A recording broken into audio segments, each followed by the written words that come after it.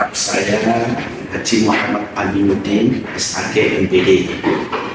Di PDN sebagai sekretaris Sekjen pimpinan daerah Muhammad Kabupaten Mas hasil muktamar 48. Di sekolah saya adalah staf pendidik di SMA Muhammadiyah 1 Purwokerto sebagai Wakabhumas, wakil yang membidangi humas. Di MUI kami diamanati sebagai komisi dakwah, sekaligus saya sedang diamanati pula sebagai ketua takmir Masjid 17 di Dewan Masjid Dakwah Indonesia. Kami diamanati sebagai bendahara Dewan Masjid Kabupaten Banyumas. Itu di komplek perumahan saya tinggal, saya sebagai ketua dan juga pembina Masjid Baitul Aqsa. Itulah jabatan-jabatan yang harus gajinya begitu banyak di akhir. Iya, bisa sampaikan sebagai kajian berkata-kata apa yang kami sampaikan, kami menyampaikan juga sebuah pengalaman empiris sebenarnya. Begitu? Jogja.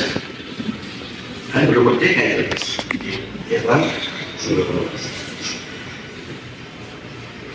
Di Kabupaten Banyumas hanya beberapa gelintir manusia saja.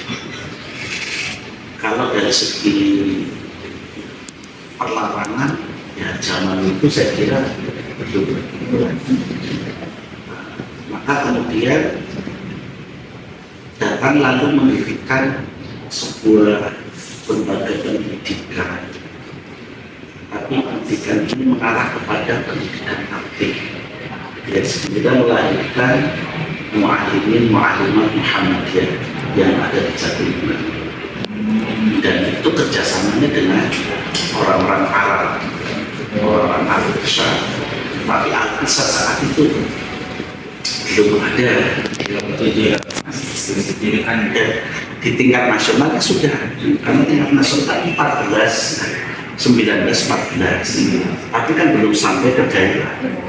Tetapi orang-orang Al-Qisar ya dari dulu sampai sekarang kan masih match lah, sama dengan kita, artinya tidak ada perbedaan. Kalau toh ada yang namanya perbedaan hanya ada logo dan tapi dari amaliyah yaumiyahnya kan sama, ideologinya masih sama. Itu dari tinjauan itu sih kita tidak mendapatkan kisah bahwa ada permusuhan dan tantangan di Kabupaten Banyumas. Tapi kalau Muhammadiyah sekarang beda kan? Beda. Muhammadiyah dulu kan tadi sebetulnya kan masih kecil-kecil, kemudian kan mengembang. Dulu kan masih ya, makanya masih wilayah saja masih wilayah Yogyakarta kan, daerah Yogyakarta berdua Indonesia itu. Nah sekarang Muhammadiyah sekarang ya sudah pasti akan banyak tantangan-tantangan. Satu contoh, pernah kita mau mendirikan masjid di Kecamatan Patik Raja, dekat Sabar, mendirikan masjid, dan itu atas keinginan warga karena memang masjidnya untuk Jumatan tidak ada. Warga kalau mau Jumatan harus nyebrang sawah, matang sawahnya. Kemudian mengusulkan dan siap mewakaf. Sudah kita pasang pondasi, mereka menolak habis-habisan. Pokoknya tidak boleh berdiri masjid. Oh enggak, bukan. Sampai sekarang belum berdiri. Ini contoh-contoh yang bicara perkembangannya, contoh-contoh yang sampai sekarang pondasinya sudah ada, tapi nggak jadi berpikir terlarang. Masih ditolak. Masih di sekitar Kecamatan Patik Raja Kecapan ada masjidnya diwakafkan oleh keluarga kepada Muhammadiyah. Tapi kan anak keturunan tidak semua ideologi, anak keturunan ada yang berideologikan. Padahal sudah dikasih pelarang. Masjid ya Muhammad dipotong itu pelarang sama. Lah kita kan mau masuk ke tingkat pengadilan, menang ya orang Honda, kalah ya tetap isi. Tapi gitu, wah udah masa di urusan kita sama-sama dengan Muslim. Itu fakta. Nah, warga Muhammadiyah orangnya kan lebih baik mengalah kebaikan, sehingga masyarakat warga Muhammadiyah itu akhirnya ada yang mewakafkan tanah dan didirikan masjid baru. Itu tempatnya di desa Durani. Durani itu ada masjid As-Sobri. Ada masjid As-Sobri. Itu masjid hasil sebuah persisih. Dan masjid yang dibangun sekarang lebih megah, lebih bagus daripada masjid sebelumnya dan lebih makmur. Tapi tentu hal itu ada sebab-sebabnya kan. Kenapa Masjid Muhammadiyah kemudian bisa dimiliki mereka? Antara lain karena warga Muhammadiyahnya tidak mau memakmurkan. Kan ketika tidak memakmurkan dan memakmurkan orang lain, itu di antara. Nah, sekarang dengan berdiri Masjid baru, kebetulan saya diminta datang untuk motivasi. Saya bilang yang salah sampai wakil lagi di pojokan disalahkan lagi oleh PDN. Dan saya yakin karena sampai belum diambil orang yang salah-salah. Mantap. Ya, jadi itulah contoh. Jadi jangan salahkan orang lain karena orang lain lagi senang memakmurkan. Salah sampai nomor punya milik tidak memakmurkan. Inilah di Muhammadiyah. Jadi mestinya dibantu harus jadi enggak ada yang salah masalah. Maka motivasi itu tidak mesti yang lihat menjadi berbeda. Minta harus menjadi positif. Contohnya bagaimana masjid baru yang sekarang makmur lebih bergairah jamaah. Itu contoh sebelum kecil perjuangan. Ada lagi masjid Muhammadiyah yang ada di desa Karang. Keluarga waktu akan pada Muhammadiyah. Tapi di situ ada warga Muhammadiyah. Akhirnya masjid dipakai ke saudara kita. Saudara kita minta tolong Pak agar wakafnya dipindahkan, silakan diurus sampai apa usaha Jakarta. Ya, kalau sudah diwakafkan tidak bisa dan kita Muhammad tidak pernah melarang, juga tidak pernah mempersoalkan, justru mereka mencari-cari. Ini contoh sebelum perjuangan. Dan yang masih ada lagi di Mental, ini ada lagi di daerah Banyumas Perungkut. Warga Muhammadiyah cuma 2 kakak atau 1 kakak. Ini kan kalau Muhammadiyah untuk minta baru masjid pernah segala. Kita ada jalan kalau kita masjid. Setelah orang-orang sangat senang ketika bangun masjid yang penuh ada orang Islam seperti. Dan setelah berdiri, si anggota fakir itu kan tidak sendiri. Ada yang protes, pokoknya harus diusahakan kepada mereka. Ya kita gimana ya ngomong berjuang yang mau mencari siapa? Nah itu. Ini contoh-contoh, makanya kalau jadi generasi itu tidak sekedar cukup punya semangat, punya ilmu, tapi harus punya ilmu yang gimana saya harus menghidupi walaupun itu barang mati, tetapi ini hak saya harus hidup. Kalau tidak dihidup, ya dihidupkan orang lain. Itu contoh-contoh. Tapi kami tidak pernah hal-hal yang demikian menjadi konflik yang besar ketika kabupaten kita maksudnya kalau mengalami kebaikan kan kita bukan mau menangkap kalau Muhammadiyah menggunakan akal bukan menggunakan logos. Itu perkembangan sekarang. Muhammadiyah dari generasi mudanya PN-nya dulu sempat jaya Kabupaten Banyumas, bahkan menjadi rujukan tingkat ex-presidenan Banyumas sampai provinsi. Karena saya kader IPR yang sempat diminta untuk berikan training di Brebes, di Tegal, Cilacap, Banjarnegara, Purbalingga. Itu eranya di saat zamannya Dr. Ibnu Hasan. Itu zaman yang luar biasa, bisa memberikan training kemana-mana. Tapi sekarang dengan adanya reformasi, lalu terdirinya partai politik, Bapak-bapak Muhammadiyah dan beberapa kader lain fokusnya pada partai politik hingga melahirkan Partai Amanat Nasional. Ketika orang fokus ke sana, kaderisasi terbengkalai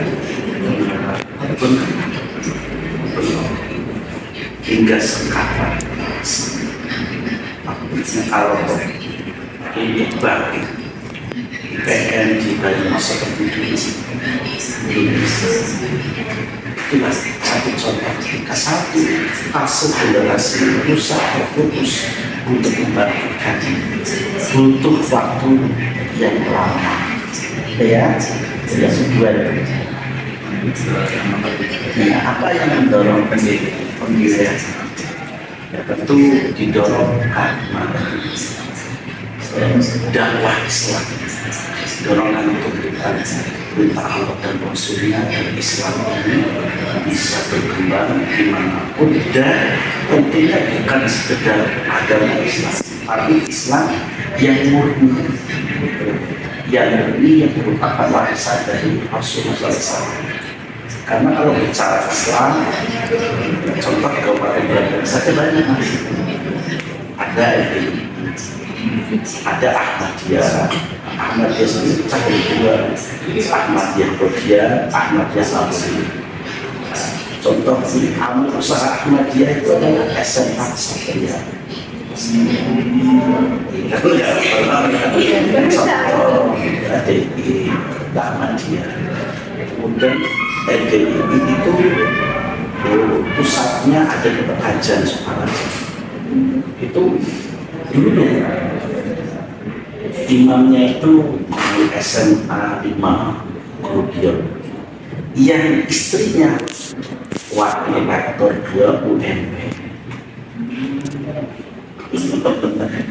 Ini kalau bicara Islam, kenapa Muhammadiyah ini antara kita itu kembali kepada kemurnian Islam yang tidak mengkafirkan orang, tidak mudah membid'ahkan orang, tetapi apakah sudah sesuai dengan ketentuan Allah dan Rasulnya apa? Kemudian sempat berkembang pula di tahun 93, 94, 95 itu gerakan-gerakan harakah, ya, termasuk beberapa anak-anak muda YMM yang punya hero semangat itu terdoktrin oleh N11. Anda tahu N11? N11 itu negara Islam di Indonesia. Pusatnya adalah pondok pesantren Az-Zaitun yang ada di mana? Indramayu. Itu kenapa Muhammadiyah harus menegakkan? Karena tetap ada gerakan-gerakan yang ingin menghancurkan Islam, tapi menggunakan label Islam. Itu selalu ada. Jadi jangan kira di Purwokerto tidak. Ya, itu poin yang ketiga ya. Ingin membawa misi dakwah. Nomor usaha saja. Nomor usahanya Kabupaten Banyumas, Anda nanti bisa langsung menyaksikan sekolahnya itu ada. Nanti bisa dilihat saja di datanya itu sudah atas 70, di bawah 80. Itu dari TK sampai dengan SMA. Kalau SMA-nya ada 24, SMP-nya berapa, SMK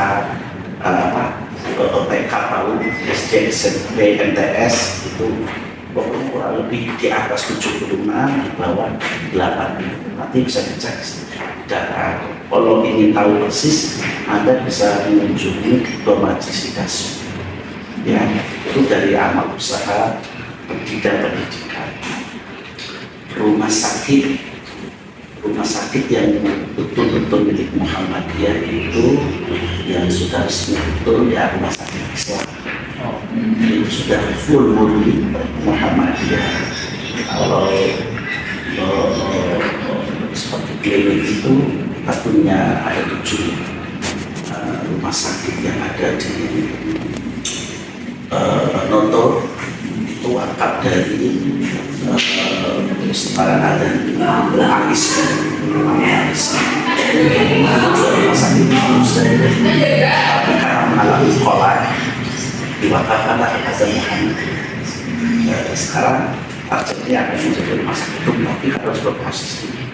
Kalau kliniknya yang jelas ada di Cilongok, ada di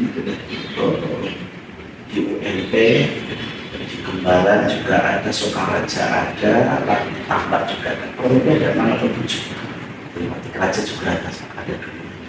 Itu kemudian panti asuhannya ada di Pamong, Ajibara, Toroto ada 2 panti asuhan. Itu sekitar itu. Kalau pondoknya ada 4, Cilomo, Ajibara, Pamong, kemudian Aceh. Itu pondok pesantren. Kalau dikira Muhammadiyah punya pesantren, cuma ada bagus. Kemudian tahunnya amal usaha yang jelas ya UMP menjadi satu ikon tersendiri yang dulu bapak-bapak pendiri itu mereka sampai menggajikan sertifikat rumahnya untuk bisa mendirikan UMP. Itu bayangkan, jadi rumahnya digadekan demi berdirinya UMP. Itu bapak-bapaknya. Maka siapa mereka? Ya termasuk pendiri yang nama kantor ya dari diri itu termasuk pendiri kementerian kantor Departemen Agama di Indonesia. Itu orang banyak. Ya, walaupun sekarang kementerian diambil oleh orang mereka semua, dia tidak apa-apa begitu. Yang penting Muhammadiyah punya ambil peran dalam berkaitan nasional. Jadi benar ketika menyelenggarakan bila mau tidak mau harus nampak jelas. Jadi antara yang sholat pemakannya aku dan pahamnya ini supaya kalian tertib. Jadi pelajaran begitu ya. Tempat kami memang tidak pernah berkuat-kuat Muhammadiyah Pancasila yang tidak penting. Yang penting buat kami banyak memberikan peran untuk kemaslahatan mengisi kemerdekaan. Saya tidak tahu dan sekian. Terus yang kemarin lima ya komitmen yang dipegang teguh oleh Bapak sehingga bisa bertahan sampai sekarang. Komitmen yang dibangun adalah bahwa kami memang niatnya hanya untuk mencari keridhaan Allah. Maka beberapa warga Muhammadiyah mau berjuang itu jangan kau kira karena adanya fee materi. Ketua PDN yang sekarang ini sudah purna tugas dari PN, tapi setiap hari dia datang di kantor sebagai ketua PDN untuk melayani dan tidak digaji sebesar. Begitu juga strukturnya. Ini majelis wakaf setiap hari mantau berangkat dari rumah saja, rumahnya kan teluk kesini harus pakai kendaraan, pakai bensin kan. Pulangnya juga tidak digaji sama sekali. Inilah yang menyebabkan mereka hanya orang yang mewakafkan hidupnya untuk kepentingan Allah melalui persahabatan Muhammad. Inilah yang menyebabkan Muhammad. Kemudian amal-amal usaha yang ada pun mereka adalah milik masyarakat, bukan milik perorangan. Contoh gedung ini yang miliknya PDN, bukan milik perorangan. Sehingga ketika suatu saat umpama sudah tidak ada kader sama sekali, bisakah ada yang menggadekan? Tidak bisa, karena ini bangunan menjadi miliknya PP. UMP sebesar itu, ya itu miliknya PP. Paham ya? Jadi tidak bisa dosen rektor lah kamu akan saya gadekan, tidak bisa. Itulah hebatnya di Muhammadiyah, karena tidak ada orang yang ketika dia bekerja, ya sebatas dia berperan untuk melaksanakan tugas dan amanah sampai dengan tugas amanahnya itu kapan, gitu ya, selesai. Jadi tidak bisa dimiliki perorangan. Beda dengan saudara kita. Saudara kita pondok, ya memang secara besar diakui, tapi itu miliknya kiainya, bukan miliknya organisasi. Perusahaan itu hilangnya boleh dijual oleh anak cucunya, karena itu bagian dari bangsa. Itu salah satu kenapa Muhammadiyah tetap eksis sama-sama ini. Dan alhamdulillah dari tingkat pusat sampai ke ranting, orang-orang berjuang itu betul-betul murni karena Allah. Ya, meskipun mungkin juga akan mendapatkan tantangan. Dan tantangan itu menjadi jawaban bahwa perjuangan itu memang ada resiko. Jadi nggak ada orang berjuang itu senang bahagia. Itu tuh ya, namanya berjuang mesti ada resiko. Amalihi, hartanya, angkusihim dirinya. Ya, contoh saya harus nongkrong di sini kan waktunya. Itu kan, padahal ada saya pulang, malam saya istirahat. Tapi itulah perjuangannya harusnya. Itu ya diantaranya kenapa di Muhammadiyah orang banyak begitu. Ya karena mereka punya jiwa juga. Karena itu sebagaimana tujuan berdirinya Muhammadiyah, mengantarkan umatnya ke pintu gerbang jannah. Lah syarat sampai ke pintu gerbang jannah bukan sekedar Islam, akan ditanya mana perjuangan. Saya kira ya ini. Menurut Bapak, apakah perjuangan dakwah ini perlu dilanjutkan dan alasannya itu kenapa Pak? Selama kita masih hidup, dakwah itu bagian daripada kewajiban yang tidak bisa ada selesai. Selesainya kapan? Ya kematian ada akan mengakhirkan. Bukankah kisah yang sangat menyentuh hati saya ketika Kiai Jamal datang berdakwah itu dalam kondisi sakit keras, diminta Pak Kiai sudah ditunggu, istrinya melarang, Pak Kiai sedang sakit. Apa jawabannya? Saya takut kalau saya mati ternyata Muhammad itu berangkat pada istrinya keluar. Tapi demi dakwah Islam, maka yang memisahkan dan menghentikan dakwah adalah kematian. Kisah itu juga pernah saya baca dalam perjuangan Profesor Anis ketika dibunuh jamaah oleh jamaah 2000 jamaah di dalam keadaan terbaring sakit.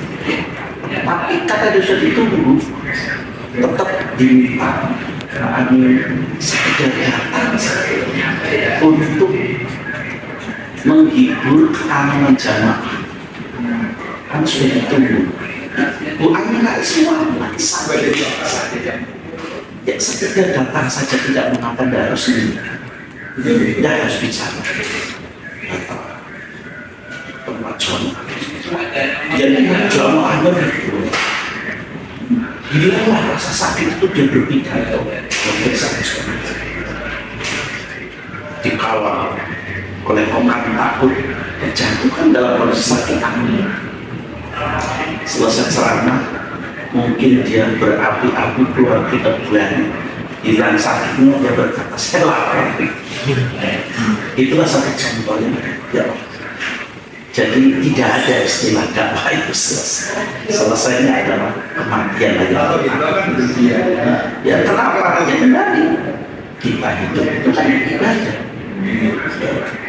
Hidup itu ibadah. Jasa ini hakikatnya juga punya Allah. Kalau Allah sudah meminta, tidak mau lihat ada masih muda penanti nunggu tua, ya diambil saja oleh Allah. Nah, tapi supaya ketika jasa ini diambil oleh Allah ini kembalinya diterima oleh Allah dengan sukacita, ya maka tunjukkan bahwa hidupmu di hidupnya adalah beribadah. Ya, maka ibadahnya beribadah. Ini tidak ada istilah. Maka saya juga mengingat tafsirnya Buya Hamka di tulisan terakhir. Dia mengatakan tidak ada tempat santai di dunia. Nah, itulah yang saya termasuk konsepnya. Ya, tidak ada tempat santai dan istirahat di dunia ini kecuali besok. Maka ada. Oke, itu aja. Maka itu yang dijadikan Terus yang terakhir Bapak, pesan apa yang mesti dipegang oleh calon kader penerus perjuangan apa di daerah? Mungkin perjuangan di daerah Banyuwangi kedua untuk anak-anak muda sekarang, yang pertama tanamkan akidah yang kuat, karena tantangan ke depan lebih berat daripada zaman sekarang. Satu fakta dapat dikatakan sekarang yang sudah menjadi komunitas gay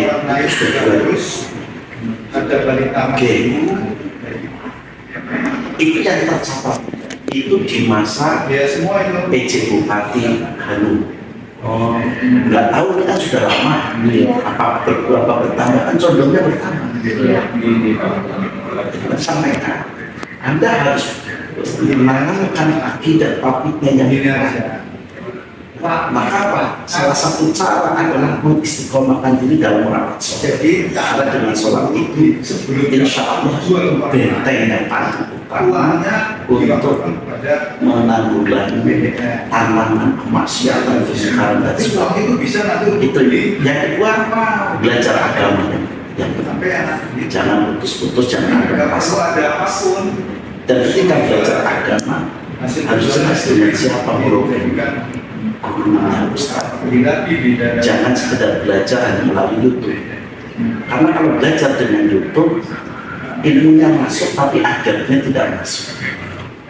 Artinya kecerdasan dapat, ilmunya dapat, tapi adabnya tidak dapat.